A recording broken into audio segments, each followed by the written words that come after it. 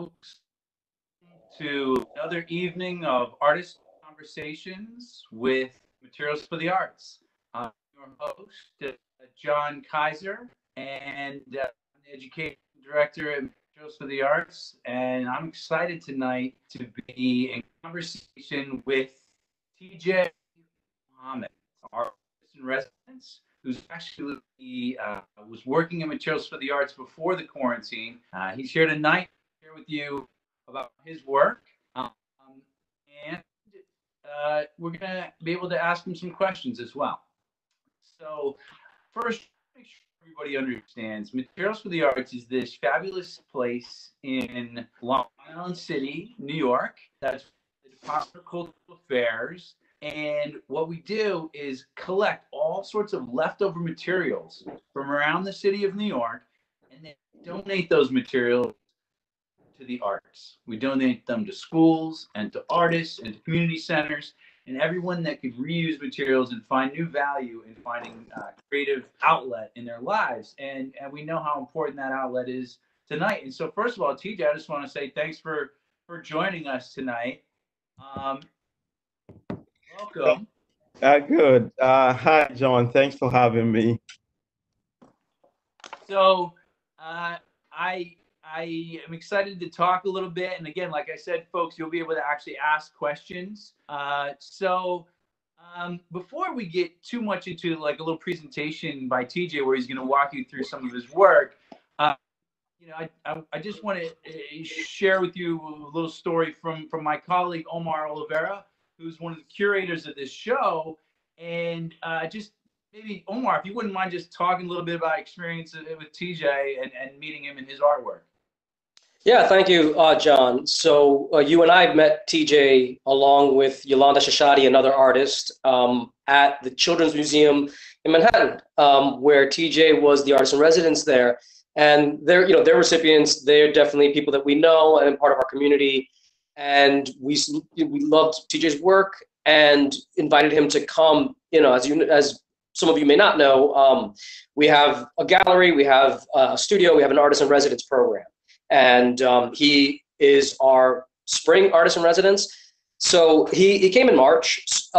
Unfortunately, because of everything that's happened, I only got to see him for a short period of time before we all had to start working from home. But right off the bat, one of the things I learned about TJ is he's one of those artists who relies on a very disciplined work ethic. So as soon as he showed up, he just began producing work, going through the warehouse and collecting materials.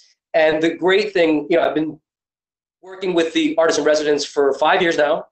And from my experience, a great thing about having an artist like TJ is that artists with that kind of discipline, they're pretty laid back. When it comes time to put on their exhibition, they produced a lot of work. They normally have their pick up to what to choose from. They're not stressed out about it. And again, they're always in the studio. So even though I only was there with him for a few weeks, I did get to see him a lot. And we got to have some wonderful conversations because he's also, he's very open. He's very generous with his time. He agreed just right off the start to participate in our group show. So it's about 5 artists. And we asked him if he wanted to make something, if he had something. And right away, he was willing to contribute a very large scale piece, which you'll see in the slide, and it takes up the whole wall of our gallery. So he's even helped participate in one of our WebEx talks that we had with some of the other artists. And so it's been great having him, and it's been great being able to be in the studio and talk to this working artist. And maybe just lastly, I want to say, because I'm an artist of color, TJ, we talked once about this network that we have. We know a lot of the same artists. We've been in New York making art for a while, and the community of artists of color. And, what's happening now is about addressing that there is not enough support, there's not enough equality, there's so many things that need to be changed. But I really just want to take a moment to acknowledge that this community of artists, and particularly artists of color, have been producing work in this environment, nonstop. And that's all on them. They've done that regardless of what the situation around them is. Even if it's not, it should be, they take the initiative to make their work and continue trying to get it out there and to talk about things that aren't talked about enough. And TJ clearly falls within that. In his studio, there's a wonderful piece about journalists. And the piece in the exhibit is about powerful women that inspire him. So I'm really excited about what's coming up when it's time for him to have his solo show, because I know it's going to be amazing. So that's my experience with TJ, and John, I'll take it back to you. Thanks. Wow, thank you, Omar. Thank you so much. And absolutely, I mean, that's something that we believe in very strongly at Materials for the Arts, and in New York City in general, is the strength of the arts to help with righting some of the inequities in our society and creating communication and actually having some really amazing impacts on our society. And that's why we feel so strongly about it. So without further ado, TJ, welcome. I think what I'd love, I know you've got some images. If literally you'd be able to, in a sense, walk us through, the story of your art. I can just say that when I first met you, you were in the Children's Museum in Manhattan, surrounded by, fabric flowing out of every background and kind of into the distance, and you're working meticulously. And so I know you've got so much to say, and thank you so much for being here tonight. Yeah, thank you. Thank you so much for having me. Of course, working with Materials for the Arts, it's a dream come true. But first of all, I would like to thank everybody on the platform. I would like to give a big, big thank you to all of you who've been supporting me from day one. And this is a very great opportunity for you sharing your time. So, of course, again, thank you for the gift of time, which is the most valuable asset that we have. And I said I'm working at Materials for the Arts. It's a dream come true because when I moved to New York City, I think the only thing that I had was my idea and then my dream. So I was like ready to work. And then I spoke with Miguel Luciano, who is a very, very good mentor of mine. We met back in Ghana. So he mentioned Materials for the Arts, but then I wasn't able to like work until when I had the opportunity to like work with different organizations, and then found Materials for the Arts. And then, years later, I see myself working in the space. So it's a very good, great opportunity. Also, I just want to mention that like being in the space itself, it's a motivation for me. Because for me, collecting things has been part of me. Whenever I see a material, there is a conversation I have with the material.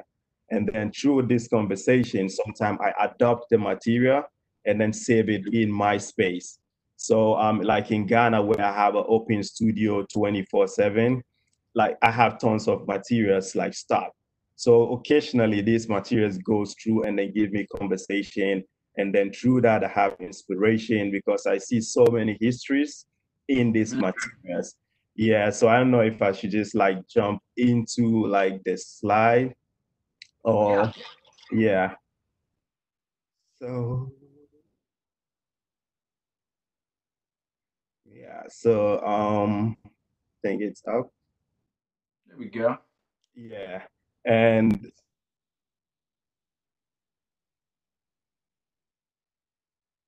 believer who believes that nothing is impossible without the huge support of family and also, most importantly, community.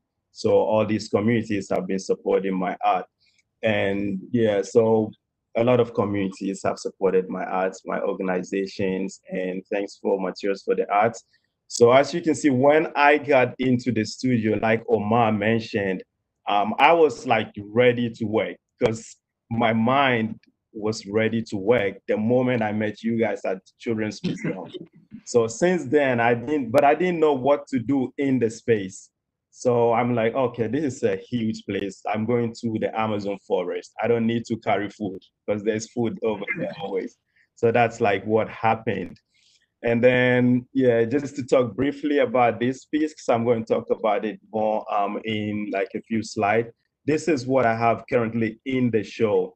And looking at this piece, like there are so many questions to ask. Uh, Prior to making this piece, the idea I had was I wanted to create something in honor of my mom because I'm a Muslim, and then we all know about art and Islam. and how my mom was able to stand behind me to make me like go into art school. So I started making artworks that like every birthday of hers, I would do artwork. Gradually, I turned the conversation to thinking about women because my mom is a woman. I have sisters, I have teachers, I have mentors. So how do I celebrate this group of people? So I started thinking about the idea of conveying or converting a very singular and a personal story into a more historical and wider audience. Then I thought of fabric. So here, the fabrics I use in my work are collected from seamstress all over the world, wherever I travel, from Ghana, Trinidad, Nigeria, here in the Bronx. Like I have tons of seamstress that I work with, from Naomi, Amma, I have them. So this is what happened in my neighborhood. Fabric is very popular. This is not a wedding in my neighborhood, but this is from my ancestral country in Nigeria. So women wear this in like as a form of uniform for an occasion, from birthdays, from like funerals. And also I have these two images here of the dashiki. A little bit of history with the dashiki is that this is the original one where we have like the Black Panther sitting wearing it. It used to be called danchiki, which means the inner, like what I'm wearing. And then gradually language changed, and then it became like dashiki changed. I mean, dashiki changed the word from danchiki to dashiki. But it all started when like the liberation, where African Americans are going back to home, like Marcus Garvey back to Africa, and wearing something that symbolizes you. So fabric became a very beautiful material for me that holds history. And also, like Ella Natri mentioned, Ella Natri is one of the incredible Ghanaian artists based in Nigeria and a huge African and international global icon. He mentioned to me in one of our conversation about what materials I use, and he didn't want to hear you use paint because he felt paint was like sort of imported and you have to rely on somebody to get it. So how about using reuse? Like look around you. And like in his work, I quote from him when we had a conversation with Harriet about how Ella Natru sees each material in his work as a DNA. So this material is bringing in history. So I'm looking at this piece. So around the time I made this piece, that was when Eric Garner got killed in Staten Island. 2014, I was in Staten Island. I like to walk around. So all these conversations started with Black Lives Matter. And then I started questioning myself, what can I do? Because I'm part of this story. We used to say in a Hausa dialect that whenever, I mean, translated, we say, whenever you see your friend's beard on fire, you should look for water. So in a way, it's saying whenever you see something bad happening to somebody, you should look for a way to assist them. If not, it's coming back to you. And my work is about the process of my work is about the complexity of the African and the African American experience. So I thought of like creating a piece that maps these immigrants, and each piece here of fabric. Here I use about 170, maybe over 170 pieces.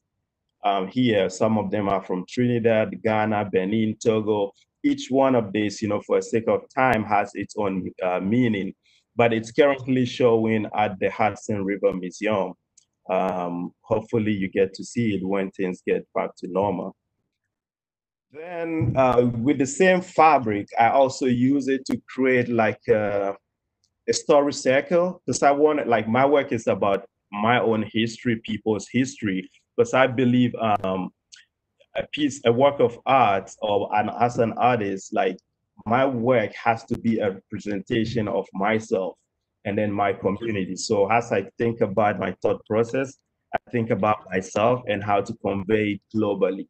So sometimes I create like story circle. This happened in South Bronx, Kelly Street, when I was doing my residency with the Lapromat Project. Yeah, where we just like sit down, eat, talk about like issues, supportive listening, and then eat. You know, on my open studios, I cook. Unfortunately, today I cannot. And the one on the left is also when I did BCA, Bronze Council on the Arts, has been very supportive when I chose Bronze to be my home. So this is like part of some of the grants I get to work in a senior center with this. And this piece here is the one I have currently at Materials for the Art.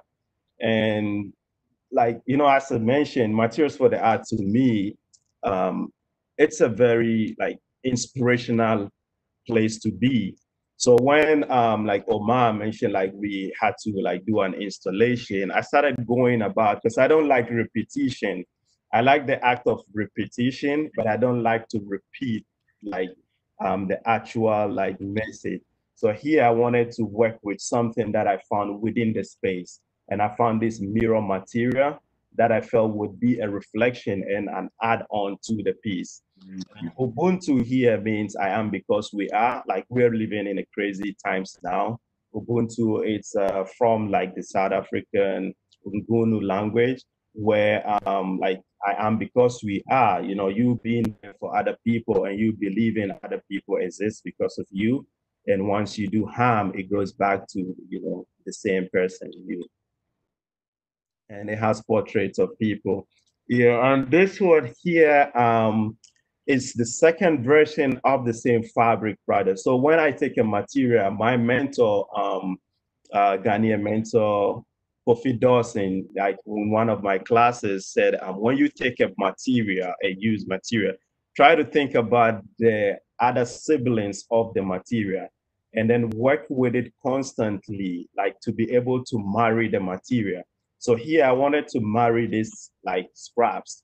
So I had to repeat another version of this.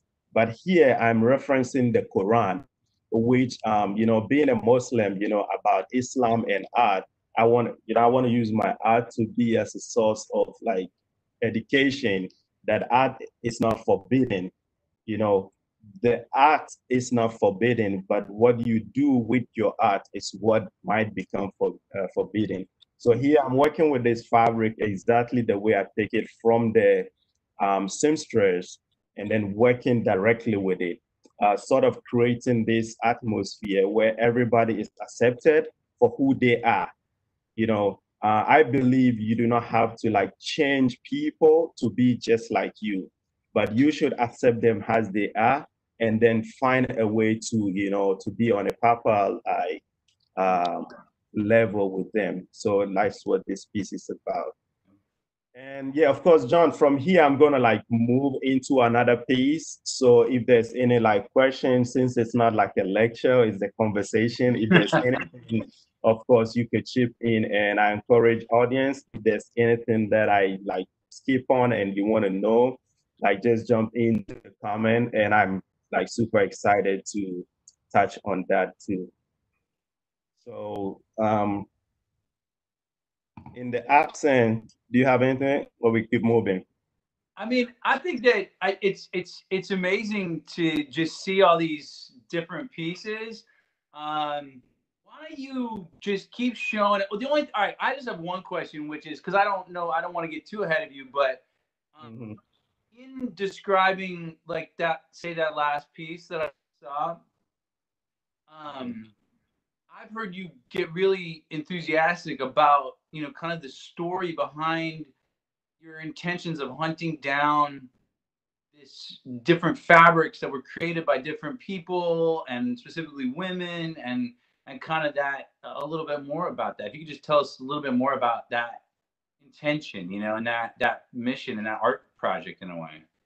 Yeah, so the piece is about like mapping and celebrating the very vital role women play in our societies.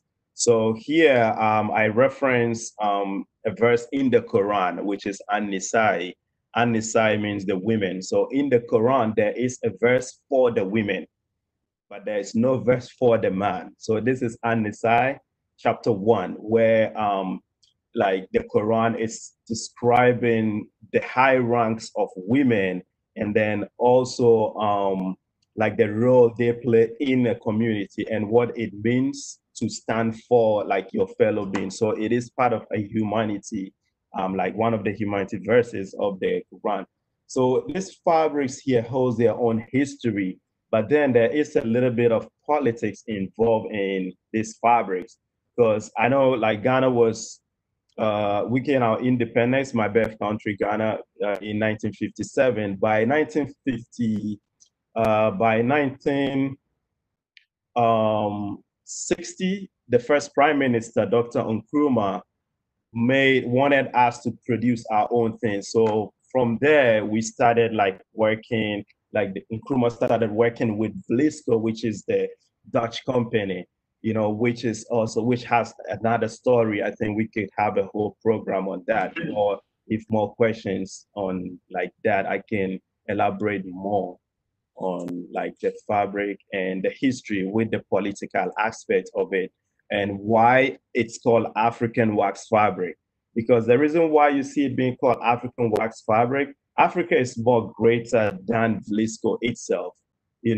Africa holds its own history installed in the objects that you find on the continent. So once these fabrics are produced, like when the Dutch were in Ghana in the between 16th to 18th century, they were like in and out of Ghana where Europeans were coming in and out.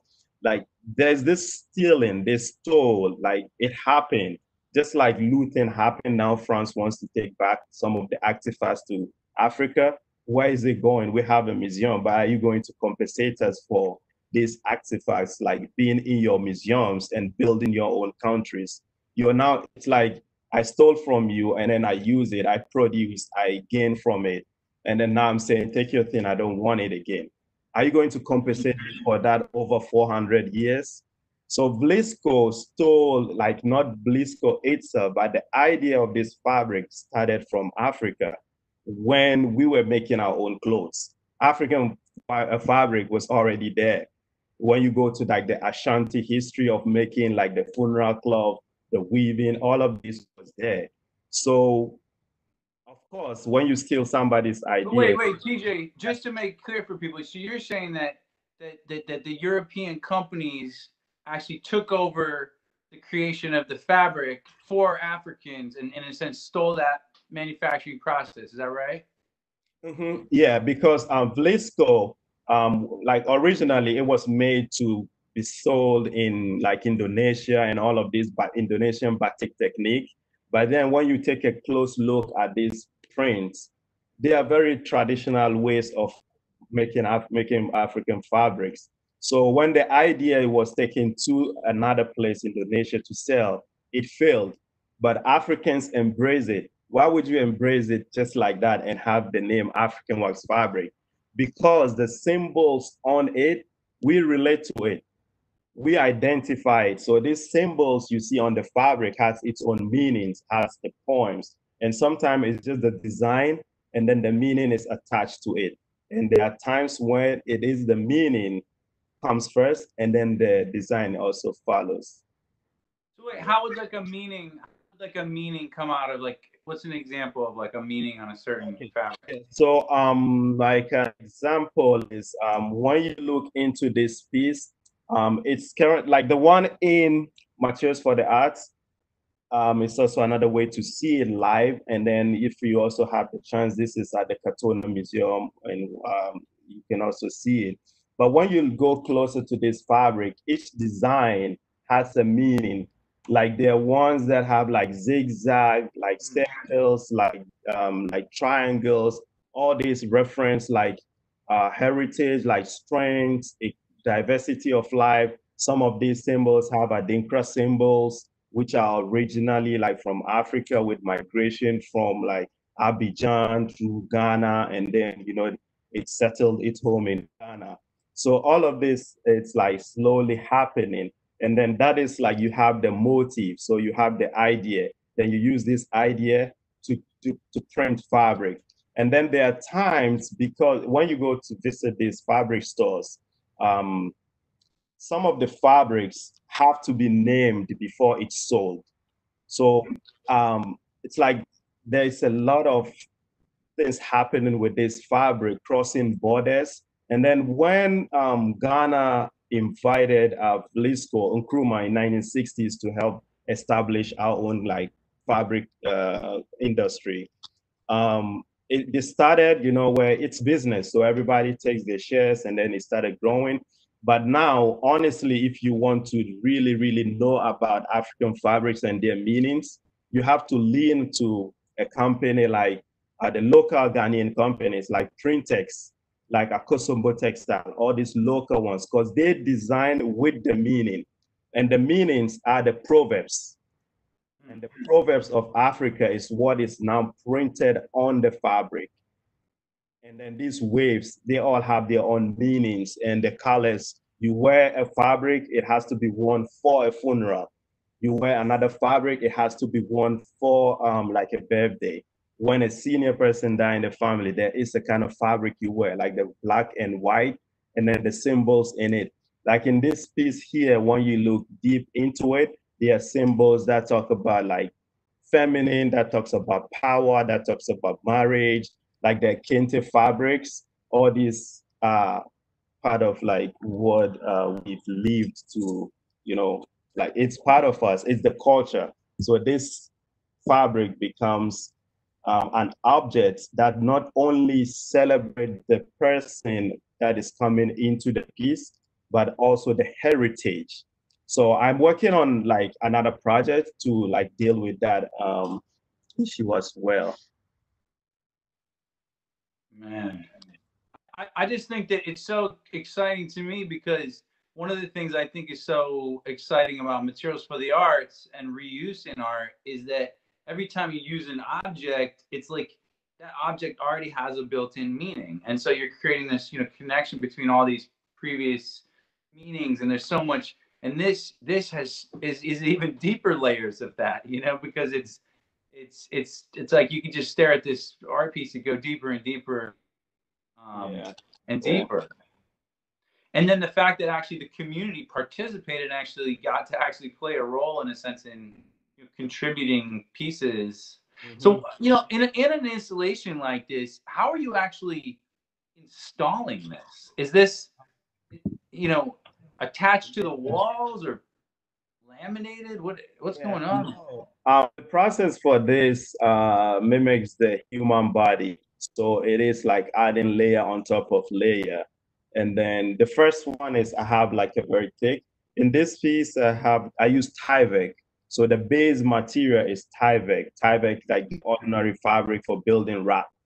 So I'm looking at I'm referencing that conceptually, like, you are wrapping the body, you are protecting the body. It becomes like like a shield. And then I would use glue, like down water it like like 50-50, like just the Elmer's glue, normal Elmer's glue. And I learned a technique in Trinidad because I like to work with community. My studio is always open. And, once we did, like I learned in Trinidad, that we just dump everything in the bucket, wear gloves, and then just take and then work with our own hands. And this idea of community building in this piece comes from Sirigu. Sirigu is a village in Ghana where like making art and pots, it's part of the livelihood for this community of women, like where they make art. So I'm like referencing this gesture and community building into my piece, like referencing all these traditions. Wow. Amazing. Just so beautiful. All right, TJ, take us onward. Yeah, so this piece here, when you look at the name Anas Armiao Anas, you can read the text while I talk. I think in 2009, like somewhere last year, July, maybe 14, this is an investigative journalism, like who is like well known around like Africa and global. Like our President Obama has mentioned like him, and in many like in one of his presentations about what he does and put himself. So he covers himself. Now, when he comes into the public, he covers his face with beads. So sometime 2014, I started a piece that was in line with what he was doing, but I was playing with just the eyes. I didn't I didn't thought about like the face. I was just thinking about what it would be for a nurse to look like, because now a nurse is changing into different people. And last year, one of the guys working for him got shot 3 times and died, like in his own neighborhood in Ghana. So a lot of things happening in the West. It's not just the West. It's also happening on the continent. But as an African artist working outside of Africa, setting themes and topics also has to be of essential to me. So I wanted to do something around Anas. So I'm doing like a portrait of Anas to create this like environment where we sit and talk about this kind of people, because his slogan is naming, shaming, and jailing. So he's like investigating, naming, having like a lot of proof, investigating, and then jailing these bad guys who are making Africa look horrible every day. And so I started working on this piece. As you know, I work collaboratively with like communities. So I started mapping, going around like various communities, like drawing people. People post. I remember my sister was doing her graduation, and I went there with my drawing like book in Legon, Umitanko, when she was graduating. I went there with my drawing book with assistance of my like friends. I started drawing for people's eye. So here, I also want to say a big thank you for the contribution Materials for the Arts is doing, because when I wanted people to donate, like to present themselves for me to draw, I had people who like volunteered. And then also, yeah, so part of this piece, I'm also going to seek for, I think I have about 40 eyes to go somewhere around. So if there are people who wants to donate, yeah, yeah, you are. I This is at Materials for the Arts right now. So this is like yeah, what, this is 8 feet tall? yeah, This is like yeah, 10 feet wide. It's huge. yeah, it's very huge. But I started in like way back in 2014, and sometimes I start a piece and I don't know what to do with it, so I have to put it down. But the inspiration in Materials for the Arts made me like open up to it, and then started working on it again, because I like the idea. I'm an immigrant. I enjoy being that. So the idea of moving, because I believe we're all one. So when I start a piece in somewhere in Trinidad, I can end the piece in Ghana, or I can end the piece in Mali. So I'm like moving around based on the inspiration. And yeah, the colors you see, it's a t-shirt material which was sourced from one of the large market in Ghana, Cantamanto. And there are parts of this which is also sourced from Materials for the Arts. So I'm like working with different materials which have their own history across borders. And the drawing of the eye is acrylic paint. I wanted to mimic the graffiti drawing. This is like one of the close shots. During the show, it would be raised up, but this is it. And when you see Anas was wearing this headpiece, so I found this chandelier in Materials for the Arts, and I thought, oh, this would be a great idea. And like sometime last year, another incredible artist in the Bronx also gave me, helped me build a machine that I could install on top of my art piece and have it rotate. So I'm playing with this idea of like kinetic art, which I'm going to like, you're going to later see in my works as we evolve. And yeah, so I'm working, this is on like work in progress. So I'm working with these beads, and I'm going to create like a giant, sort of like a monster, but it would go around and act like, friendly, but at the same time, it's not, because that is the whole idea of Anas. He could pose himself to be like an imam or a pastor and come to you. And then, so I'm like trying to play with people around that. So it is the portrait of Anas, but the whole idea is to highlight what he is doing on the continent, because his guys are being killed now, but he's still doing it.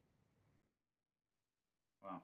And Yeah, so this is a picture of my daughter that I painted. Yeah, and also before I just keep moving with this piece here, I'm also taking like inviting people to submit photographs of either themselves or babies sleeping. I want them asleep, and the baby should be before, I mean, within 0 to 1 month. I don't like want kids that are more than 1 month, and I like them when they're sleeping. So the whole idea is I used to like to watch my daughter when sleeping, and it became like a meditative process of watching her sleep. But then the whole idea of painting her in this, and these are all stuff that some of it from Materials for the Arts. But the idea of this piece is for it not to be watched like that. It's meant to be watched in the dark. And one of the references it's doing here, it's referencing the text where from Okwe Windsor of blessed memory, the curator, like huge curator, where in his text, Archive Fever, he references, I mean, he talks about the work of David Hammond, the work Concerto, Blue Black, I mean, Concerto in the Dark, like Blue Black, Concerto in Blue Black, where so here, Okwe Windsor is saying, how can you see a work of art in the dark? Unless the art itself is the darkness. So here it is a video I will just play while I talk. And here I'm playing with lights. And I had this idea of adding lights to it when, Tara from Materials for the Arts mentioned to me one time, and another lady, um, about how Materials for the Arts receive a lot of like Christmas lights immediately after Christmas. So there was this time I came in and there's a lot of Christmas lights. And I started thinking about what to do with it, but I still didn't want to use the Christmas lights. But right there, I got the idea of working with light. So here, light is playing the idea. Light itself, it's light is virgin unless its virginity is broken by another layer, which could be the object or the material that comes on top of light before the light changes color. So light is always like plain and naive until another person comes up and then light changes into like colors. So here light becomes a pigment here. I'm working with light, and the more you walk around this piece, it's like she's breathing, but then it's a painting and you can see a projector. So it's all going to create this idea where the title of the piece is yesterday eating today's future, I mean, today's tomorrow. So it is a question about our environment. And the environment here, the idea, this is like different colors of it in steel. And the idea of like this working with this piece, in relationship with the environment and the future came about when I had a conversation with my brother who is studying for his grad school environmental policy, where we're talking about the environment and what it's doing. So here I'm asking the question, are we like destroying today, like this generation's future by, overconsumption, overproduction, cutting down trees, like the idea of recycle. So I'm still playing around the recycle, but now the object is absent, but I'm looking at it in another way. So this is like how I play. It's a crib, baby script. The whole idea is to see the piece in a dark. And there would be also another a video that I would have to work on later. And yeah, this piece here, I refuse to talk a lot about this piece and have the viewer talk about it instead. I'm now becoming, I'm taking myself out of the piece because when I moved to New York, I was fascinated about the Metrocard. So far, I think I have close to maybe 4,100, like 4,100 Metrocards. I started collecting since 2013, the first time I got to New York, and then went back. And also, I want to say, like, take this opportunity to thank Materials for the Arts and their staff, especially, like, for sometimes I come into my studio and I see Metro cards, like people donate this, and my friends from social media and my family who are supporting once they see this. And mind you, I've got some unlimited rights from collecting these ones too. So it's just ties around the same idea of overconsumption and of production. If you see something, say something is what prompted me to wait.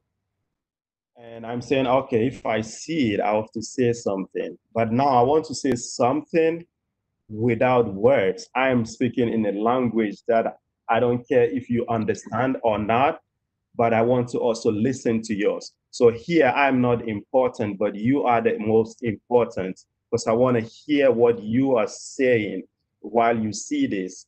And you see handcuffs in the piece because of the experiences that people have gone through with these cards. These cards holds the history of like tourists, immigrants, and native New Yorkers.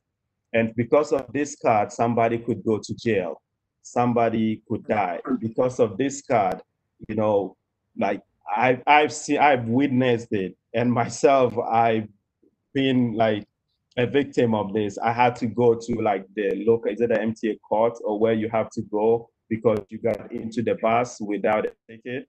And I didn't skip the ticket. I had it, but like, so this whole idea of like the environment and oppression and how we're trying to be free, but constantly you are being forced not to be free.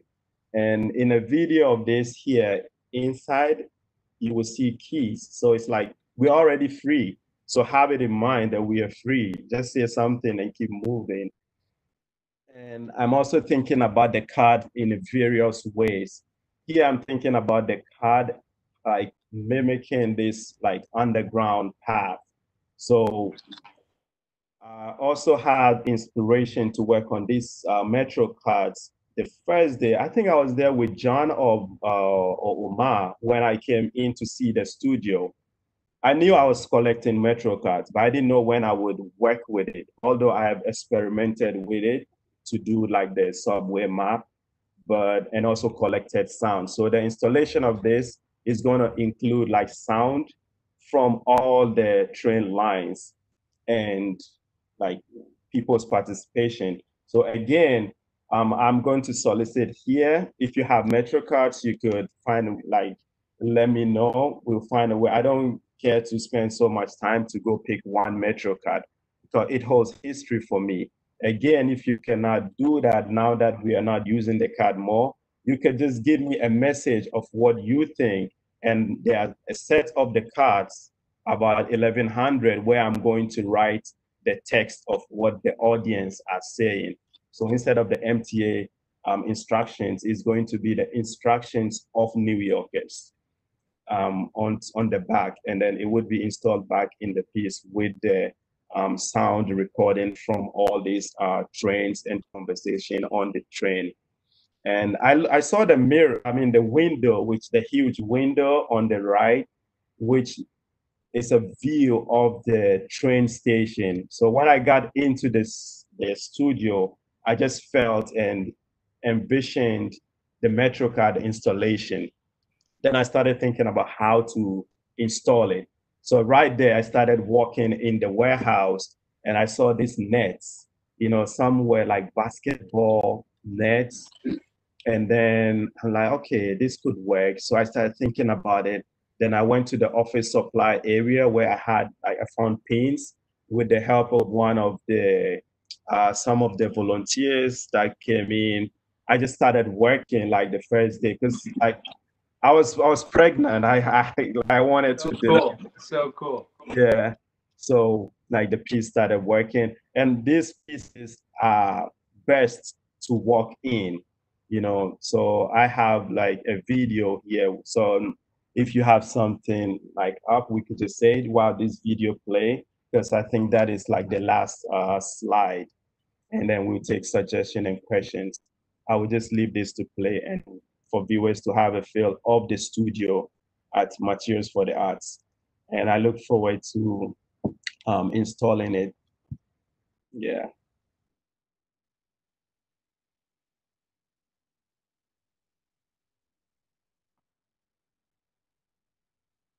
Yeah, so this is just a studio view, and I will just take the questions from here.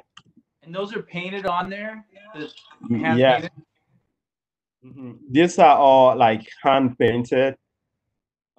And you know, earlier in my career, I have a clothing line. I had a clothing line in Ghana where I make airbrush, but I make airbrush using the Bristol brush.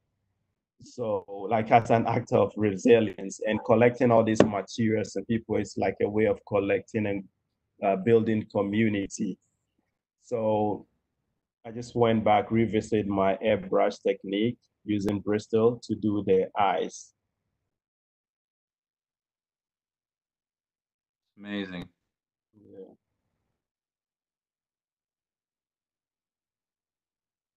Oh, yeah. Yeah, so this is like the view, and that's the window I was telling you about. Um, this window leads to like it's a train station behind there. So that was like the inspiration or the kick start off. That is what took me to labor to bring out this piece, the window.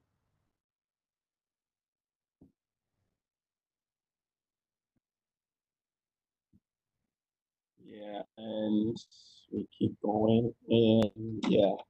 Oh, it's beautiful.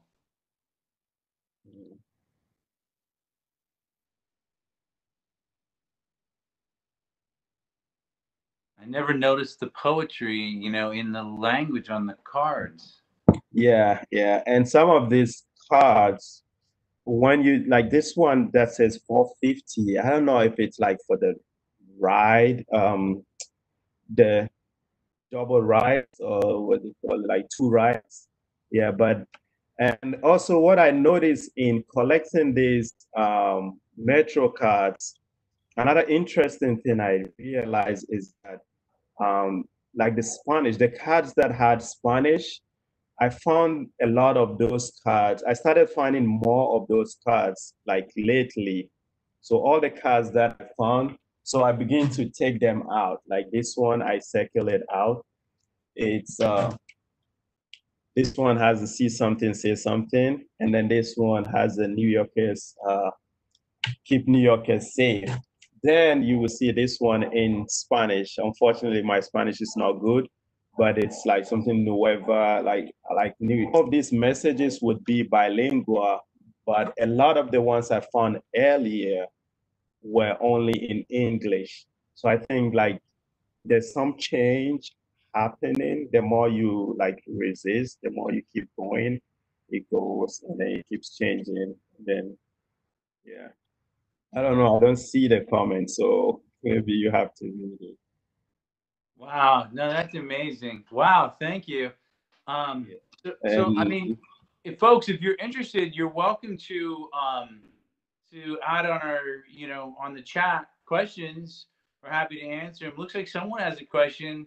They're just um, wondering about some of the different materials you use. So, what are so the fabrics that you're using? They're probably all different types of fabric, right? yeah, yeah.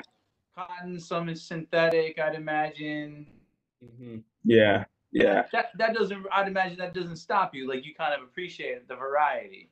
Yeah, I appreciate the variety. And like I mentioned earlier, you know, appreciating the variety, it's an act of including everybody, you know, as one. Because, you know, when I started, so many ideas came as to, oh, let me work with only the lace fabric, or let me work with the only cotton, or let me work with this pattern. Actually, in the first piece, Ubuntu, I created a wall, and the idea of creating the wall became very significant. That was during the time of building the wall in Mexico. So this wall then became a wall of freedom, a wall of inclusion, where you could see a lace fabric, which is produced in like UK and worn by a woman, a Yoruba woman in Nigeria, Lagos. And then I'm including it. And you find a piece of fabric because somebody did alteration with a seamstress, and this fabric comes from maybe India. And then the lady brought it to the seamstress, who is African, to like alterate. So once the seamstress gives it to me, I take it as it is and include them. So it's sort of like building community and also like celebrating who we are. Yeah. It's amazing. It's amazing. So yeah, I mean, you know, one of the things that strikes me is I mean, you're obviously to me a phenomenal artist, you know, and I love personally, obviously working for Materials for the Arts, this idea that Yeah. the idea that you don't just go to paint, that you don't just go to traditional materials, that you find supplies, and whether it's a light or Metrocards or fabric, that you're reusing it and using that and thrilling on that experience. But I'd love you to talk a little bit more about your interest in community. You were mentioning how you were driven to make art, how that maybe was a little bit of a challenge for you, but yet how you saw such a value in it helping society. I think just talk a little bit more about like kind of Yeah. how does it, you know? Yeah. Okay. So when I was like, I wanted to go into engineering, like civil engineering. I enjoyed seeing my dad, build wells, like his philanthropies, they build mosques. And then I enjoy, how he was doing that. And for some reason, they thought I was going to go there. And I myself, I loved it. But then by age 7, I had already started drawing. So I think this idea clicked back, like, something just happened. And then I saw the art scraps. I was just walking around an art school in Ghana, Ghanata College of Arts. And then I saw the trash. I'm like, no, this is artwork. I can do this. So slowly it started.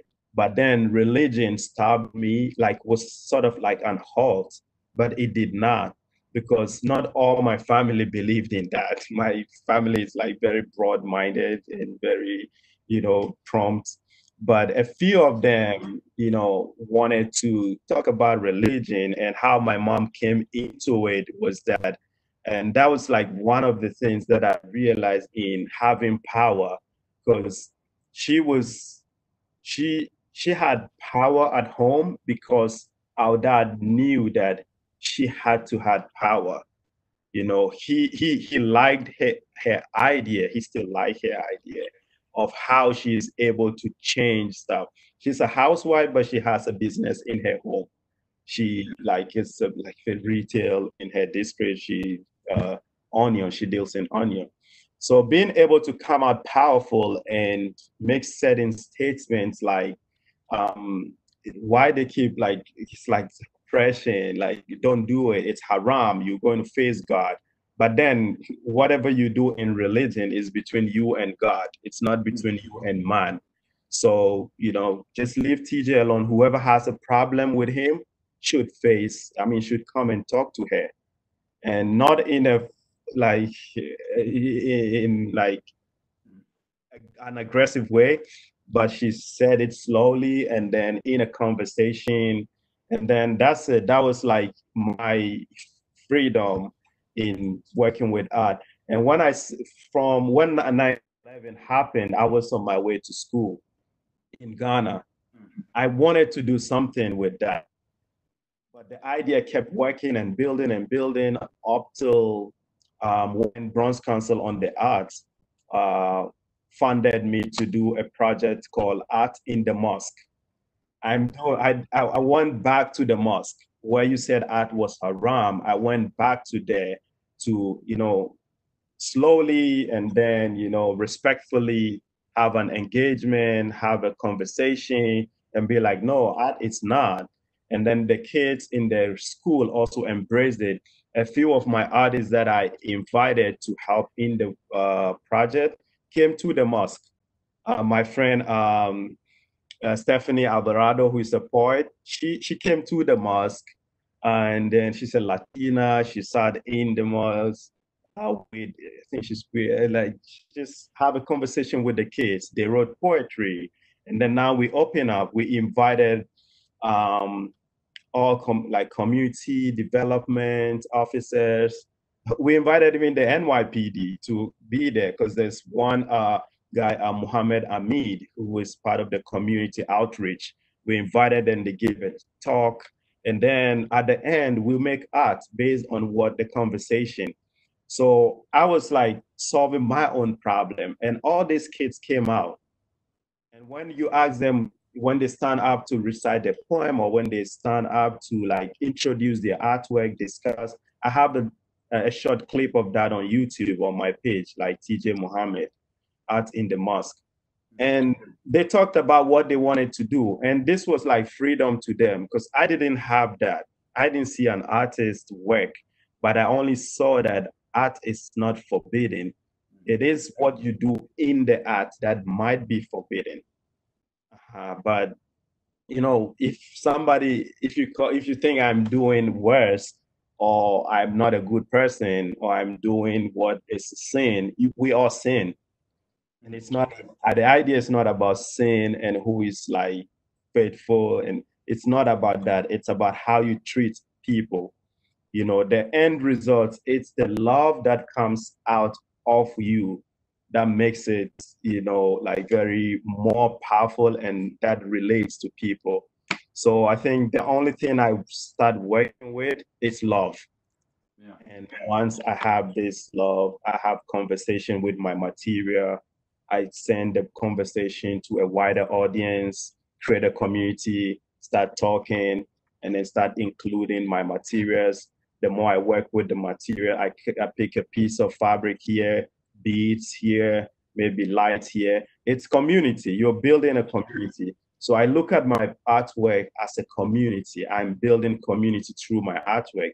It becomes an act of resilience.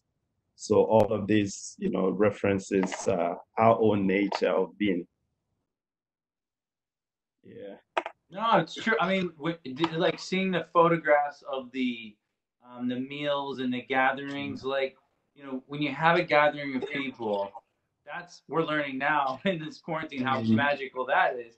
But then when you add art into that equation, it's just such a fun. It's such a magical experience that once you've experienced it, you can never forget it. You just know how powerful and, like you say, loving and meaningful it can be. It's just so important. Yeah, like I see here in the chat says I didn't inspire, but okay, they had Europa beaded head wrap. Yeah, so I think that would be a conversation whenever I meet Anas Armiel, Anas, the journalist himself, because I know why he started using the beads to cover himself. But I'm working with the beads because, you know, beads itself, it's a symbol of unity. You know, like beads are separate, but you need like a single string to put all these together. So sometimes this is also another idea when you see on a fabric, on an African print fabric, that is what it means. You know, it's like community building. You are tying people together in like a circle. And yeah, so yeah, there might be some reference over there with Yoruba beaded headdresses. Yeah, but maybe, yeah, I would, yeah, because now I'm working, you know, you cannot see Anas. He's covered all the time. But I remember early when I was in Ghana in my studio, one of the students said she saw my artwork in his office when she was studying at the journalism school. So I think all of that came about. Oh, there's another question from the chat. Do you think the viewers need to know African history when they see your artwork? What do you think? Yeah, I think history plays a very like essential role in my work. Although I am like celebrating history, this fabric celebrates the aesthetic meanings of this of Africa. At the same time, there is an element that is dealing with the politics of this same history. So I don't have that piece here, but it's on my website where I was commissioned by the commission at the Ghana Embassy in New York to like do a piece that like telling the 400-year history of Africans in America, how we started and how we got here. So sometime in digging out all of this history, you see it's obvious that we are celebrating all of this, but there are little like bad knots that are, diluting the history. So yes, and also it's very good to know a little bit, if you cannot know a lot, of the history of this fabric, because not all fabrics could be worn to anywhere. You cannot wear like red and black with a grief design to somebody's naming ceremony. That could be an insult because somebody is celebrating the life of a baby who is born, and what you are wearing is a symbol of sorrow. In some communities, there could be a question mark on you. And there are times where people use it to throw shades. And I could wear a fabric that has a hidden meaning saying, never argue with a fool. And then the person who is also responding might wear another one that might be a thousand conversation with a fool. I mean, one conversation with a wise man is better than a thousand conversation with a fool. So sometimes it happens like that. And there's one that says "tu sors, il sort" in French, which means when you go out, I go out. You will see the fabric has a symbol, like a design of a bird flying out of a cave. It's mostly worn by newly wedded brides, which means they're telling their husband, when you go out behind me, I would also go out. What do you think? Sorry, I miss the question sometimes. So when you see it, do you think there is a difference between the way Americans view arts versus the rest of diaspora? Yeah, I think it's hard to go direct on this question, but I would say art in Africa has always been part of our livelihood. So in a lot of times, the word art is subtracted from it because it's seen as a culture. It's seen like performance art. Performance art has already been in Africa so many years ago, where the fetish priest would come and dancing. And even the word fetish, the way the name came about, it's also like a playful way because, there's some colonization over there, like a playful. But we were serious. We are like dancing and celebrating the like nature, like the gods. But then when it comes outside to the West or diaspora, the word being called literate when you can read other languages, but not English. So I think there is a little bit where, like a lot of Africans, we see it more of a culture than, and so it becomes like a community. Comment from Chad. I love how you are navigating faith into history from MTA. Stephanie. Okay, thank you, Steph. Yeah. So yeah, so sometimes all of this, the way in which we work with this fabric and art is so, I see it so different. I think it also comes from the way I was like taught art. I wasn't taught art as a profession. I was taught art as a way of life. To like one people after school. I stayed under Amon Kote, who is the one who designed the coat of arm of Ghana. He died in his like late 90s. I used to go to him. We used to have conversations. Like every weekend, I would go there. We would have conversation. It was from him that I learned the layers of rock because I think sometimes when somebody calls themselves, an artist calls themselves a colorist, sometimes it's very frightening to hear that. But a colorist, to me, at that time, I learned being a colorist was an artist that mimics nature, because color comes from nature. So like this idea of like you are mimicking it, you are playing with it, you like earth colors, everything comes from the ground, and then you go out somewhere. So sometimes, like Sirigu, where I reference the form of art in making my Ubuntu series, they make colors from earth. So they, in their mind, like nature is what is supplying us with what we have to do. We get everything from there, and they work with their hands, like molding and fixing. And yeah, so that is like how it's been. I don't know if I missed any question. Please, maybe you could go back and paste it. I think people are just giving you shout outs in general, saying how much they love the work, and it's absolutely phenomenal.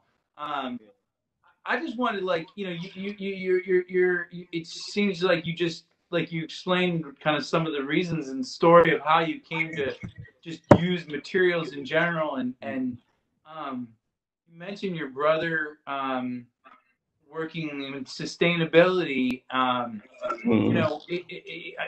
not saying that necessarily that's your initial reason for reusing materials, but it seems like there's definitely a conversation even about sustainability in nature and reuse and waste. And Yeah, I think like reuse, reuse would be a way for us to tackle the problem of overproduction. Because when we overproduce, sometimes it has to go waste. But if we have to reuse it, then the production is being reduced because we are able to reuse what is already there.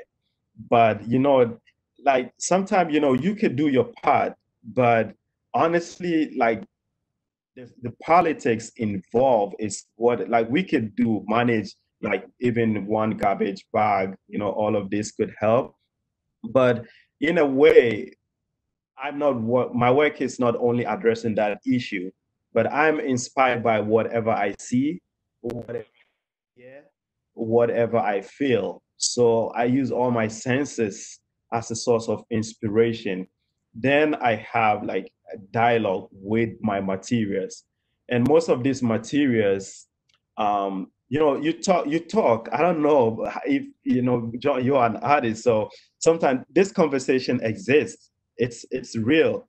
When you see, I don't know, maybe a lot of like other artists would reaffirm to this, by walking into materials for the arts, like a lot of things, like the outside world shut down, because it's like, okay, now you don't need to spend money. Look around you, like just use what is in front of you. Like don't think about your credit card, don't think about anything that you have at home. Yeah, I know sometimes we would need something outside because we want to fabricate something, which is good because that is security. You find, but you have to look inside, you have to look within you before you could tell an outside story. Like, it's so real when you enter into it. You see like furniture, you see wood, you see beads, and out of nowhere, you could see like baby's toy. And then as you walk outside, you could see like a frame or a broken like plastic frame. And it's broken. Yes, it's broken, but the act of broken itself translates to something else. So it becomes a way that you could have another thing coming from China. You wait for another beautiful. Okay, it's simple.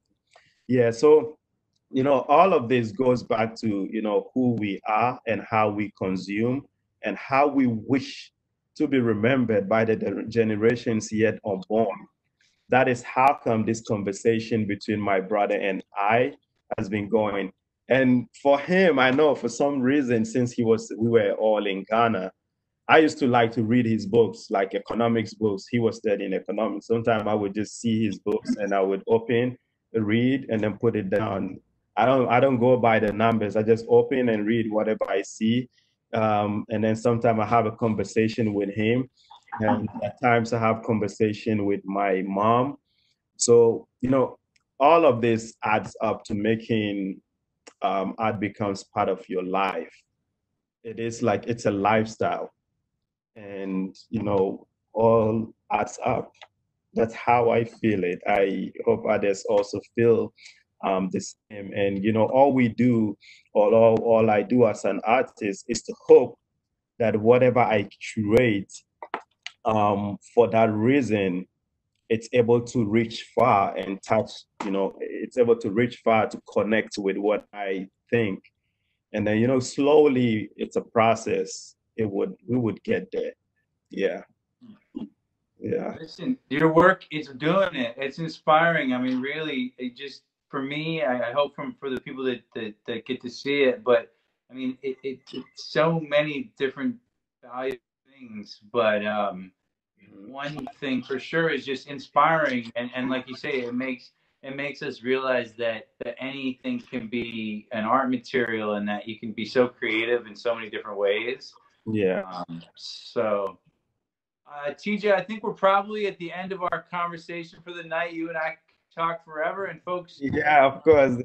this isn't the end. So TJ is now going to have his exhibit at Materials for the Arts. It's going to be, available in person. I'm not sure how soon, but we're going to create a virtual tour of it. One of our colleagues, Stephen, has created a virtual tour. So eventually, you'll actually be able to go online and walk through the show virtually.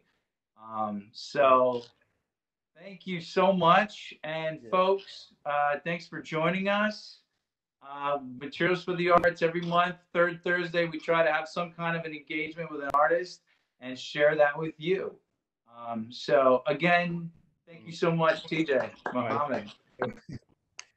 Thank you also. And yeah, let's just keep moving. And thank everybody for being here. Everybody who is supported in, supplying materials to like my works, to materials for the art, for artists to use. It's a big thank you to all of you because you help in making this happen. Thank you. All right. Well, thank you. Thank you, Omar. Thanks, everybody. Have a great night. Take care. Be safe. Thank you. All right.